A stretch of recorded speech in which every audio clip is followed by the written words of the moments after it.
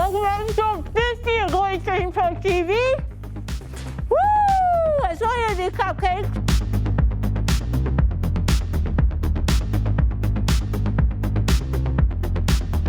What? I got it. Where? Nah, I got it. So welcome to episode 50. This is going to be a pretty quick episode. We're going to talk about neutral pelvis, and we did a pretty comprehensive episode on this way back. I think we're in the single digits actually, so I just wanted to revisit it for you because it's come up again. I think what made me think of it, made me think it's time to revisit it, was Connor Hellebuck was talking about before he goes on the ice, kind of what his preparation is like. And one of the things he talked about was, I can't remember if he actually used the term neutral pelvis. I think he said his, works on his pelvic positioning or something like that, but it was really cool because it was the first time I'd heard sort of someone else talking about it and a goalie using it. This all started with a conversation I had with Thomas Magnusson, who's the head of Swedish goaltending development, probably 3 years ago.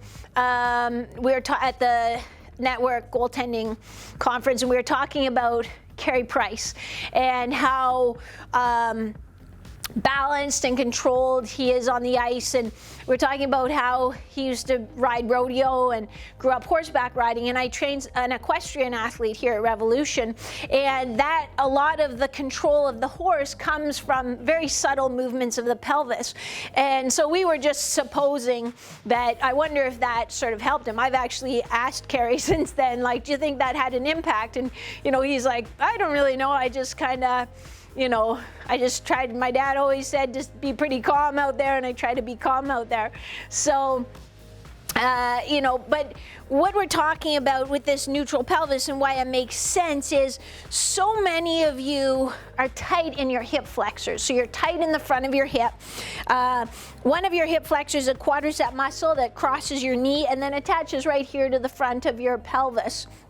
Another hip flexor kind of comes from toward the top of your thigh bone, and it actually kind of goes through you and attaches to the front of your lumbar vertebrae. So it kind of cuts through you that way and attaches to your spine. So now just picture if these are like ropes or like elastic cords that went from here and crossed my knee. Well, if I got this tighter, what happens? Well, it pulls my pelvis forward. And even that one that goes from toward the top of my thigh bones back onto my lumbar spine, well, if I shorten that or if I tighten that, what happens? Well, it pulls me this way. So you can see, and like, this isn't necessarily an exaggeration. Some of you are really like this when you're on the ice. So now what's happening with my pelvis is here's neutral pelvis position. When those are tight, or just when I'm not aware of my mechanics on the ice and I get pulled here, well, now my pelvis is rotated forward. That's called an anterior pelvic tilt.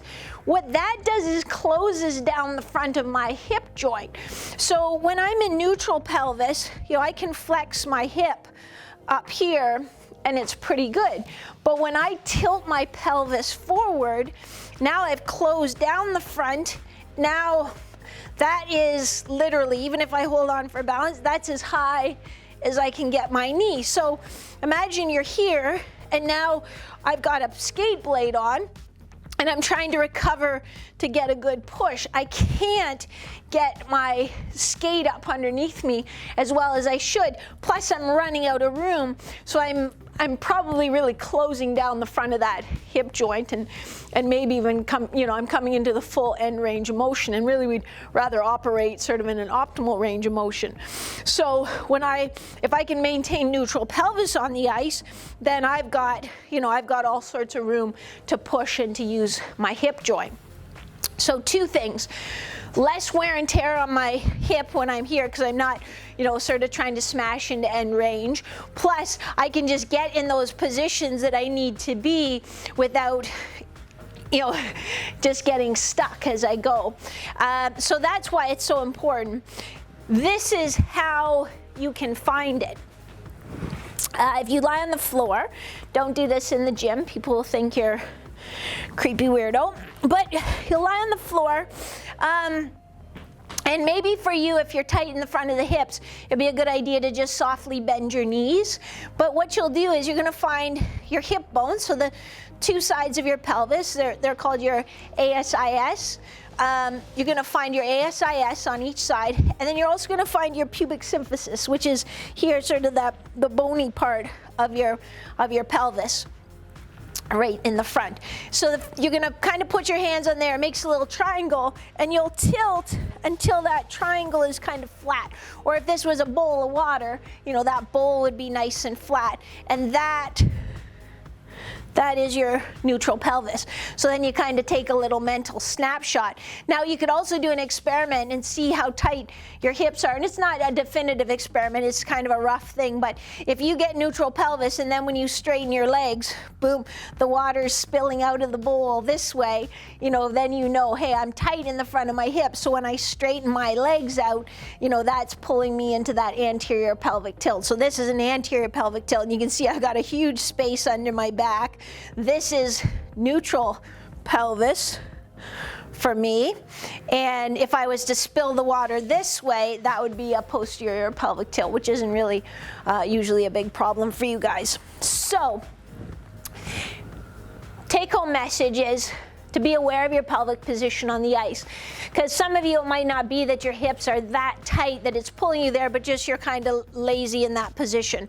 A lot of you, because you sit a lot, because you're on the ice in your ready position, which is a flexed hip, you really are tight in the front of your hip. So get on there with a lacrosse ball. Get on there doing a bit of, you know, your hip flexor stretches. So this one, where you tuck your bum underneath. So when I do this stretch at camps or with teams, you know, a lot of you are here like, oh yeah, I'm really flexible. Well, again, that's back extension, that's anterior pelvic tilt. So stay here and tuck your bum underneath and get a stretch in the front of your thigh, front of your hip as you go. And then the other one, this you'll feel probably more in the front of your thigh, is just bringing that heel towards your bum. So that will get more the one that comes across your knee and up here. This one, when you tuck your bum under and feel it a little more up in your hip, will get more of that one that comes from here and attaches to your lumbar spine. So there's a little quick revisit of anterior pelvic tilt, what it is, but hugely important from both a performance perspective and reducing wear and tear on your hips. See ya, happy 50th episode. I hope you guys get cupcakes.